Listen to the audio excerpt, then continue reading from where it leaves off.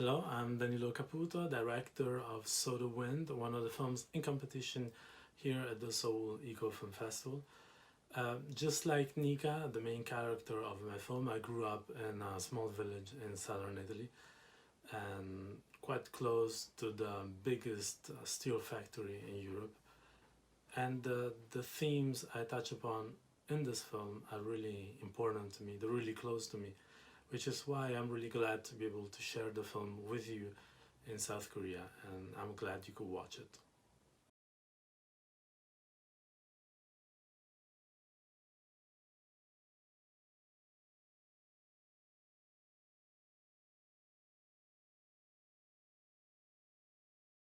Reality is always the starting point for me, and in my part of Italy, in my region, the reality right now is really a disaster because not only we have this huge factory that's been polluting for the last 50 years, now we also have a bacteria that's been killing millions of olive trees, and for which we have no solution. And on top of that, there's what we call eco-mafia, that is a legal business made with toxic waste. So I looked at these facts and I tried to read them like symptoms of something deeper. I tried to understand what's behind these facts. How are they even possible? And I realized that this reality is made possible by a certain mentality behind it. And that's what I call mental pollution. So I really decided to investigate this mentality by coming up with two characters, the character of Nika and the character of her father.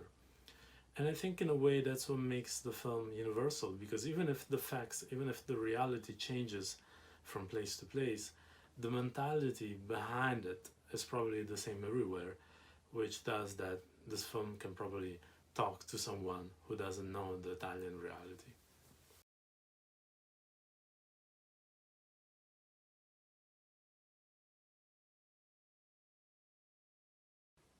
It's a real event that takes place each March in San Marzano di San Giuseppe, a small town in Apulia. We filmed that without any intervention at all, so it's just like what you see in the film. It's a pagan ritual. It's a rite of passage between winter and spring. So the old branches are burned. Winter is burned with the old branches, and then out of the ashes comes spring. Like most rituals in Italy, it has now been Christianized, so it's now a procession in honor of Saint Joseph, but its origins are clearly pagan and quite ancestral.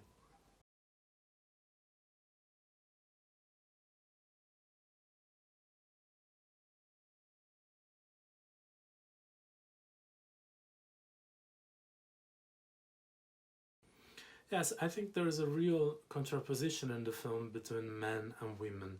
That's not something that I did intentionally, but when I realized that that was in the script, I just decided to leave it there because I think it reflects a certain truth about our society.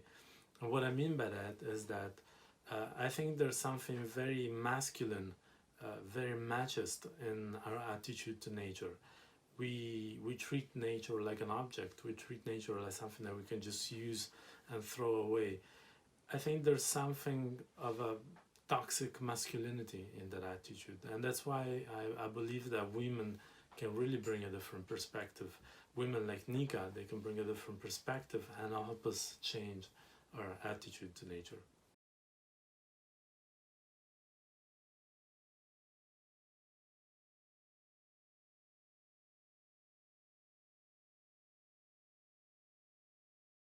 I love watching films in the cinema and I really miss the cinematic experience. But obviously now with the COVID, I've been forced to watch a lot of films online. I've even seen some festivals online.